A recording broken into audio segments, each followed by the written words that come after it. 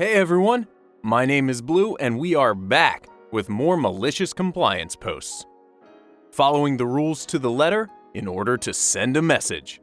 If you like these stories, please consider subscribing to our channel. And with that, let's get into it. I can only wear black? Okay. This was 2018.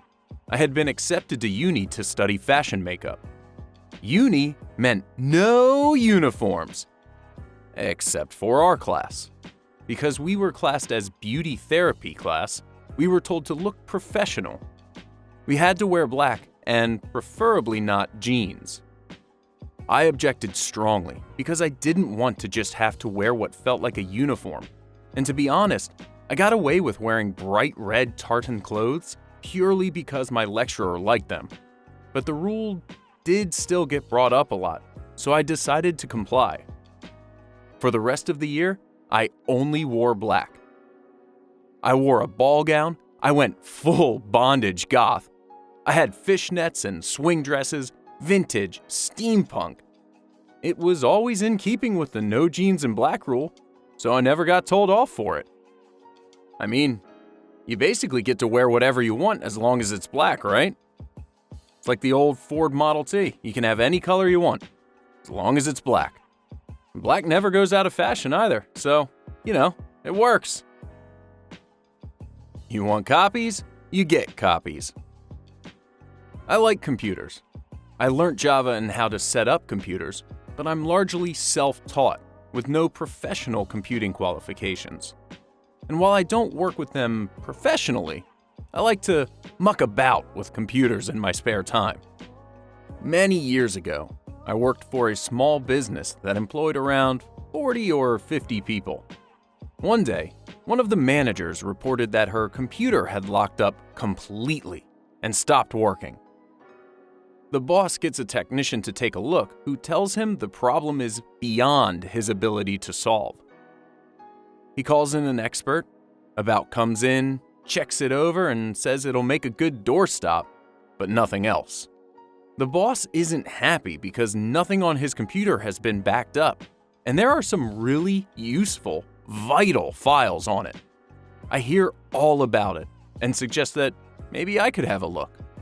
The boss tells me the expert declared it dead, so knock yourself out, and expects nothing will come of it. I took it home, pulled out the hard drive, slaved it to my computer, ran some recovery software, and hey, presto, started pulling out files. Yay me! I contacted the boss after I'd run it, telling him I'd successfully recovered some 97% of the lost files, including some videos. I asked him if he wanted just one main copy and a backup, and he says he wants extra copies for other managers, so that the data is backed up on more computers, and he'll pay for the cost and for my time in making the copies. I tell him that the videos probably should not be distributed, but before I can explain, he says, "I don't care why, I want them distributed." Cue malicious compliance. Okay, you're the boss. Multiple copies are made. Multiple copies are distributed. I handed him his copy in person. Then I told him that I thought the videos were not appropriate for distribution and wanted to talk to him about them. "Okay," he said, "what's the problem?" I had to explain that these videos were added prior to the date that the current manager, whose computer they were on, started working for the company, so logically they were not her fault, but the fault of her predecessor. The boss said that it sounded serious and wanted to know what the videos contained. I asked to talk to him more privately and, having done so, I told him that it was gay pornography, about 10 or 12 videos, copies of which I had made on his instructions, copies which had been distributed on his instructions. He got the copies recalled in record time and asked me to redo them without any video content. He paid me, again, for doing so. The icing on the cake was the discovery that, apparently, it was originally his computer. Edit. The boss was married to a woman and was outwardly heterosexual. His embarrassment was quite possibly more acute for being found out for enjoying gay porn. If he had been gay, I'd have been more insistent and wouldn't have a story to tell. Further edit. I had intended to let the boss know someone was misusing company resources. I had no idea it was him.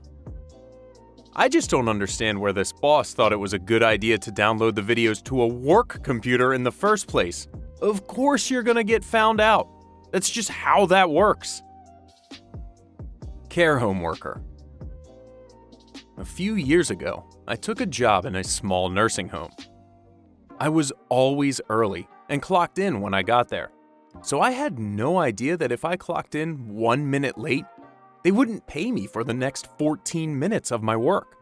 I would often work through my breaks as there was never enough staff to cover the shifts, and I didn't want the residents to suffer.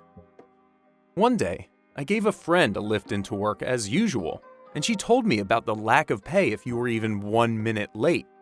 But if you arrived early, they would ask you to start straight away and not pay you. I was shocked. Well, the day came that I was late. 1 minute late only, and I knew that I wasn't going to be paid for the next 14 minutes. So, rather than start work, I went straight to the staff room and put the kettle on. The supervisor came to find me less than 5 minutes later and demanded that I get to work. I told her that if she wasn't going to pay me, I wasn't going to work. She was furious. I don't think any care workers had ever answered her back. I waited until the 14 minutes had elapsed and got back to work. Later that day, the manager asked me to see her in her office, as the supervisor had complained about my rudeness. I stood my ground, even though I was actually really worried I was going to be fired. I said, "I'm always early. I start work when I get here knowing you aren't paying me, and I have never minded until I was told that you dock our pay if we are 1 minute late. So there is no way that I'm working if you refuse to pay me, and I will no longer start work early if the supervisors think it's okay to be rude to me." That's pretty ridiculous that they would dock you a full 15 minutes even if you're only 1 minute late for work. I feel like there's laws against that. There's definitely laws against that. I hope there's laws against that. And those are our malicious compliance stories for today. Have you ever committed malicious compliance? Do you have any thoughts about what you heard in the stories today? Let us know in the comments down below. And if you haven't yet, please consider subscribing if you like the stories. We don't want you to miss out on any of these things. Thanks everyone for listening, and I'll catch you later.